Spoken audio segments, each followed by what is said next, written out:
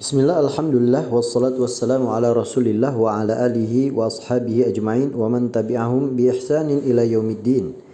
Apa kabar sahabat Tibun Nabawi Klinik? Semoga Allah subhanahu wa ta'ala senantiasa mencurahkan rahmatnya kepada kita semuanya dan juga menjaga kita.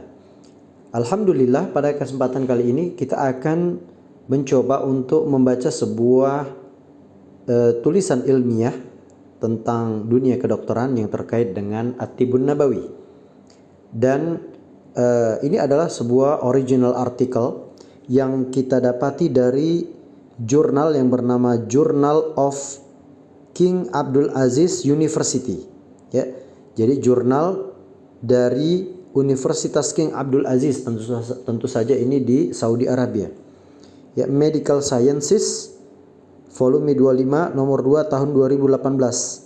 Bisa diakses di www.jkaumedSCI.org.sa. Judulnya adalah Comparison of Safety and Efficacy of Al-Hijama or Cupping and Conventional Medical Therapy for Sinusitis. Perbandingan, ya, jadi jurnal ini ingin membandingkan keamanan dan juga efikasi. Ya, efikasi itu seperti kemujarapan lah, ya kan, keefektifan gitu, mirip dengan keefektifan dari pengobatan bekam, ya, karena bekam ini termasuk salah satu Tibun Nabawi, dan juga pengobatan terapi medis konvensional untuk penyakit sinusitis, ya, derajat 1. Di sini para penulis ada Iman A. Ghazi, ya, beliau dari University Medical Services Center. Ya, nanti asalnya akan kita bacakan sesuai dengan urutannya saja. Ada Sa'ad M. Al-Muhayyawi, ada Samiha A. Murad, ada Rawan A. Al-Ahdal. Mereka berasal dari, yang pertama adalah dari Sentra Layanan Medik Universitas, dari Universitas King Abdul Aziz Jeddah, Saudi Arabia. Yang kedua ada dari Departemen Otolaringologi dan Bedah Kepala dan Leher. Jadi kalau di Indonesia ini namanya seperti THT gitu, ya, THTKL. Ya, Fakultas Kedokteran King Abdul Aziz University, Universitas King Abdul Aziz Jeddah, Saudi Arabia. Kemudian ada Hijama Klinik, klinik bekam. Kalau kita di Medan namanya Klinik Tibun Nabawi, ya, salah satu layanannya adalah bekam. Ya, Yusuf Abdul Latif Jamil, Chair of Prophetic Medicine Application. Jadi ada semacam, ya, divisi lah mungkin, ya, divisi penerapan Tibun Nabawi, ya, yang mungkin di bawah kepengurusan dari Yusuf Abdul Latif Jamil, ya. Kemudian dari Fakultas Kedokteran dari Universitas King Abdul Aziz, ini di Saudi Arabia, ya, mungkin ini perlu juga dicontoh di Indonesia, ya, diterapkan juga di Indonesia, bagus ini. Kemudian yang terakhir, yang keempat adalah Fakultas Farmasi dari Universitas King Abdul Aziz Jeddah, Saudi Arabia. Ada korespondensinya, ada emailnya, bisa ditelepon, bisa dikirimi surat, ya. Ada citasinya. Nah, kita akan bacakan abstrak. Abstrak ini adalah seperti gambaran umum dari sebuah tulisan ilmiah ataupun jurnal. Kita baca, the study aims to evaluate safety and efficacy of al-hijama or wet camping either as an adjuvant or an alternative or to conventional medication therapy among adult patients with sinusitis. Tujuan dari penelitian ini adalah untuk mengevaluasi keamanan dan efikasi dari pengobatan bekam, baik itu bekam itu sebagai terapi adjuvan atau terapi alternatif, ya. Terapi alternatif maksudnya dia sebagai terapi pilihan ya, selain daripada terapi konvensional. Ya, terhadap, jadi dibandingkan ya terhadap pengobatan konvensional ya, pengobatan medis konvensional yang diperlakukan terhadap pasien-pasien dewasa dengan keluhan sinusitis.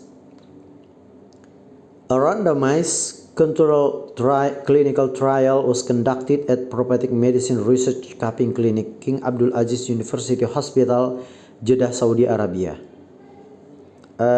Sebuah uji klinis terkontrol dan acak ya dilakukan pada klinik Bekam, riset kedokteran Tibun Nabawi ya, dari King Abdul Aziz, dari Rumah Sakit Universitas King Abdul Aziz, Jeddah, Saudi Arabia. The study used a simple randomized technique. Ya, penelitian ini menggunakan teknik acak yang sederhana. Jadi pasiennya itu ada 60 orang ya, 60 patients, 60 orang yang mengalami sakit sinusitis, baik itu sinusitisnya kronik atau recurrent acute ya, atau dia penyakit sinusitisnya itu akut tapi berulang. Jadi di antara pasien itu nanti ada yang kalau kronik itu artinya dia sudah lama sekali sakit sinusitisnya atau lama sembuhnya. Ada yang sembuh sakit gitu ya. Inilah dia yang dimaksud dengan recurrent acute sinusitis. Were divided equally into 3 groups. Mereka ini dari 60 itu dibagi menjadi 3 kelompok. Jadi 20 ya. The first group had hijama with drug therapy. Jadi kelompok pertama dilakukan bekam terhadap kelompok pertama dan ditambah obat. Kemudian second had hijama plus salt nasal solution and mild analgesic if needed. Kelompok kedua diberikan terapi bekam dan diberikan larutan nasal, larutan yang dimasukkan ke dalam hidung yang dia mengandung garam, dan diberikan obat anti nyeri yang ringan, biasanya paracetamol, dan itu diberikan kalau merasa nyeri dan kalau dibutuhkan saja. Kemudian and the third was treated with ordinary medicine regularly. Diberikan pengobatan yang reguler yang biasanya diberikan ya, dengan pengobatan medis.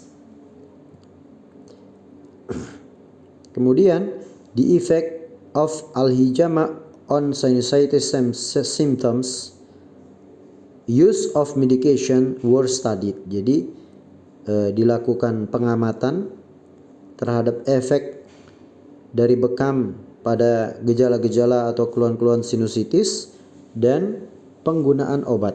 Jadi diteliti. The results, hasilnya, showed that both alternative and adjuvant al-hijama therapies were superior to conventional therapy. Ya, hasilnya menunjukkan bahwa kedua pengobatan yang dia menyertakan bekam pada pengobatan sinusitis, baik itu bekam secara sendiri yang tadi bekam dan juga ditambah dengan cuma dikasih cairan nasal yang mengandung garam. Yang satu lagi bekam dan dikasih obat-obatan medis juga. Ya, ini lebih superior, ya, lebih bagus dibandingkan dengan hanya diberikan obat-obatan medis saja. Ya, with regard to the reduction of symptom frequency, ya, jadi lebih bagus yang dia terkait dengan berkurangnya frekuensi daripada gejala, kemudian keparahan, kemudian durasi sakitnya, kemudian and use of medication, dan penggunaan obat juga berkurang. Al-hijama therapy was effective Jadi sebagai kesimpulannya di sini dituliskan pengobatan bekam ini adalah efektif, simple, sederhana, affordable, terjangkau, acceptable, bisa diterima. Apalagi kita sebagai muslim ya, ada hadis-hadis yang menerangkan tentang bekam, lebih diterima lagi. Kalau secara umum sebenarnya bekam ini sudah berusia sejak lama ya, bahkan ada literatur yang menyebutkan bekam itu sudah ada sejak 3000 tahun sebelum Masehi. Sekarang sudah tahun 2022. Artinya sudah ada sejak lebih dari 5000 tahun yang lalu bekam ini sudah ada. Oke lah, terlalu lama. Oke. Ini sekarang tahun 1443 Hijriah. Sudah ada ya dari sejak 1400 tahun yang lalu. Jadi ini bukan pengobatan baru kemarin sore. Ya. Kemudian and safe, dan juga pengobatan yang aman ya. When used correctly, ketika pengobatan ini dilakukan dengan benar, dengan baik dan benar ya, dengan sesuai dengan ilmu. It is expected that all patients with sinusitis would benefit from al-hijamah. Ya, diperkirakan bahwa semua pasien dengan keluhan sinusitis mereka ya menginginkan manfaat dari pengobatan bekam ya, tentu saja ya. Nanti akan kita lihat insya Allah bagaimana data-data yang mereka punya.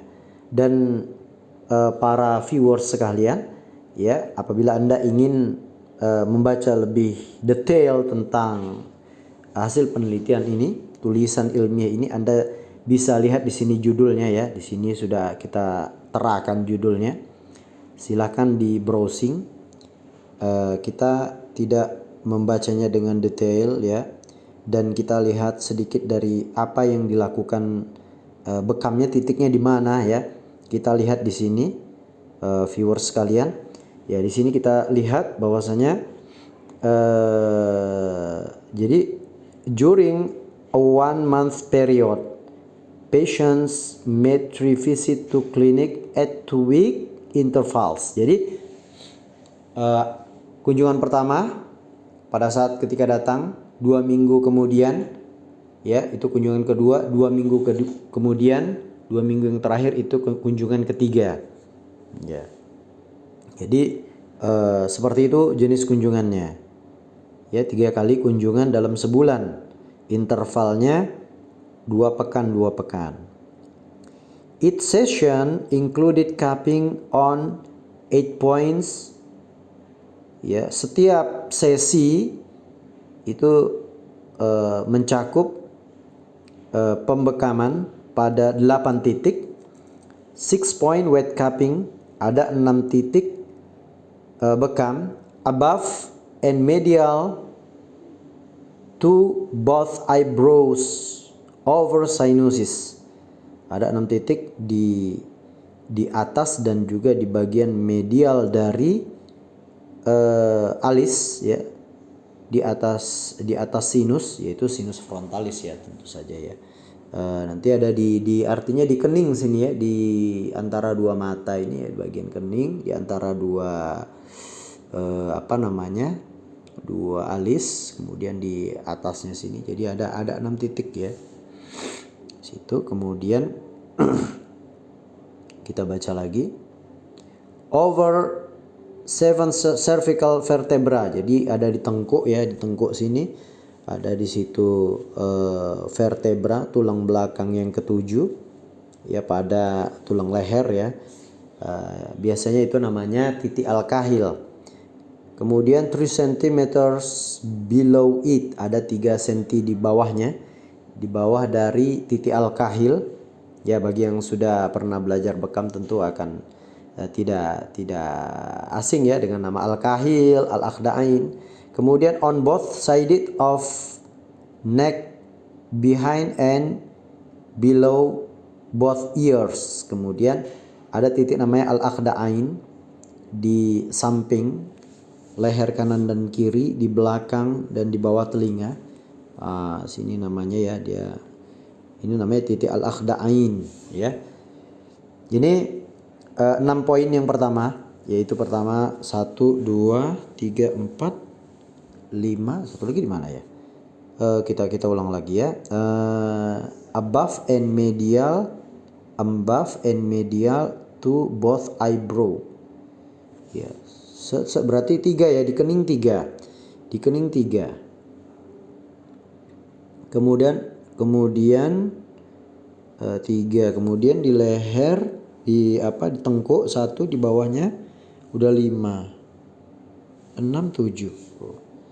6, 7 ya. Padahal 7 ya. And 2 points dry cupping over sinuses. Ada 2 titik di atas sinus on both sided of nose.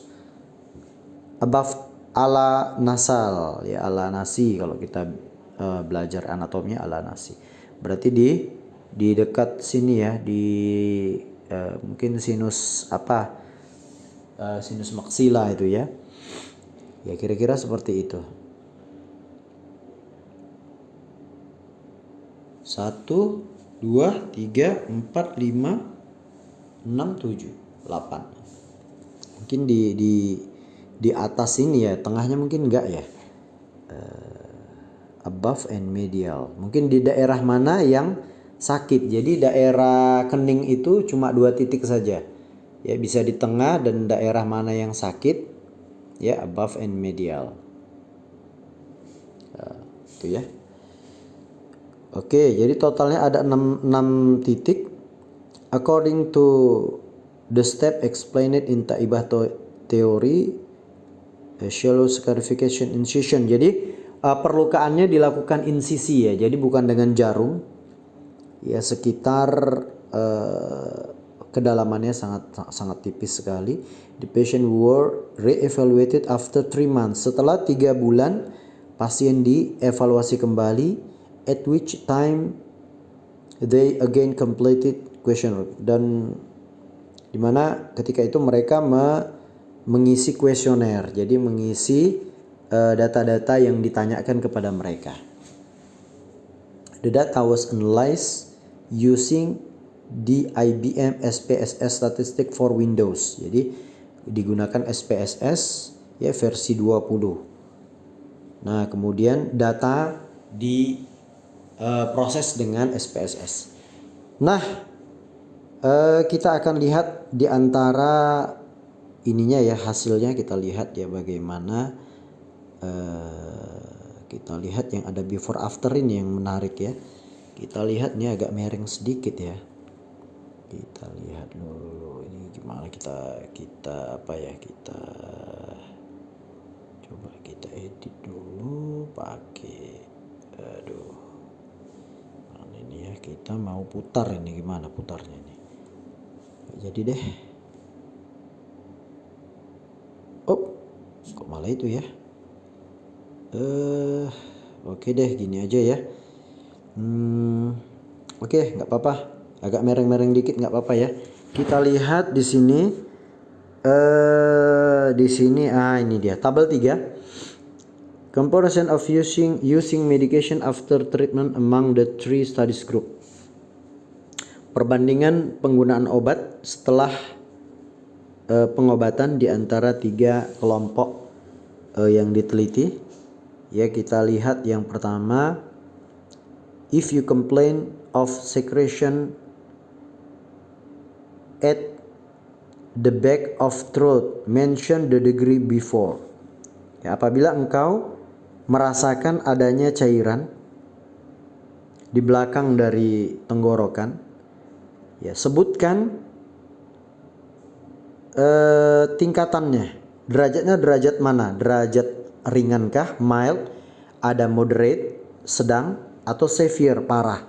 Kita lihat yang dia hijama and medication. Ya, kelompok hijama and medication di sini ya, di sini sebelum bekam itu yang mild ada 3, kemudian setelah bekam yang mild menjadi 12. Artinya yang menjadi ringan itu sangat banyak.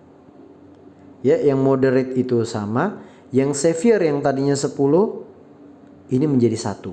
Artinya banyak yang dia menjadi ringan keluhannya. Nah, kalau kelompok yang bekam saja, paling ditambah cairan cairan garam, air garam, ataupun ataupun analgesik ringan jika diperlukan. Ya, yang tadinya ringannya 1, ini ringannya jadi 14. Artinya semakin banyak yang ringan. Kita lihat yang medium, yang moderat, yang tadinya 7 menjadi 6. Kemudian yang severe, yang parah, yang tadinya dari 12 menjadi 0. Artinya yang parah sudah tidak ada lagi, gitu ya. Kemudian yang kelompok yang hijama in medication, yang tadinya sangat banyak, ini menjadi 1. Artinya sangat sedikit sekali yang dia severe gitu. Dan yang menjadi sangat ringan ini menjadi sangat banyak. Artinya bekam ini lumayan bagus ya. Nah, kemudian kita lihat ya di sini. Did you suffer from weakness in the sense of taste before? Apakah kamu telah merasakan lemah di dalam mengecap sebelumnya? Ya. Kalau yang hijama in medication mengatakan sebelum bekam itu 15, setelah bekam itu menjadi 16. Ini yang tidak merasakan. Kalau yang merasakan tadinya 5 menjadi 4, artinya sudah mulai berkurang dengan bekam. Kalau dia hijama saja, yang tadinya 1 menjadi 0. Nah, ini datanya mirip-mirip sebenarnya ya. Oke, kita baca yang lain ya. Apakah kamu merasakan did you complain from change in sound before? Apakah ada perubahan suara sebelumnya? Yang tadi mengaku ya ada perubahan suara. Sebelum bekam itu ada 14, setelah bekam ya itu ada 7 gitu. Kalau yang dia bekam saja yang tadinya 15, ini tinggal 1 orang. Artinya bekam itu lumayan dia meningkat ya, memperbagus efek daripada terapi.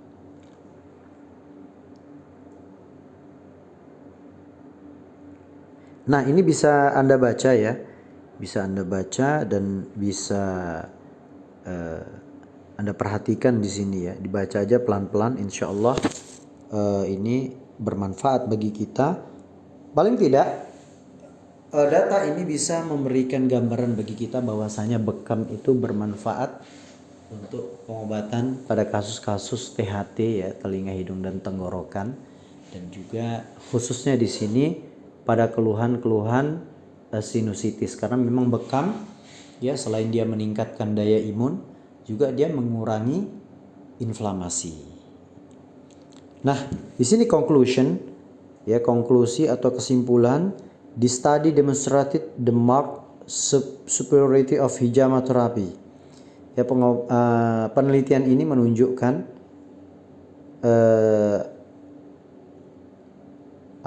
superioritas dari terapi al-hijamah, which is effective, simple, safe, affordable, and not associated with complication. Yang mana ia efektif, ya bekam itu efektif, sederhana, aman, bisa diterima dan tidak terkait dengan komplikasi-komplikasi. When used correctly, ketika digunakan dengan benar, as an adjuvant or alternative treatment.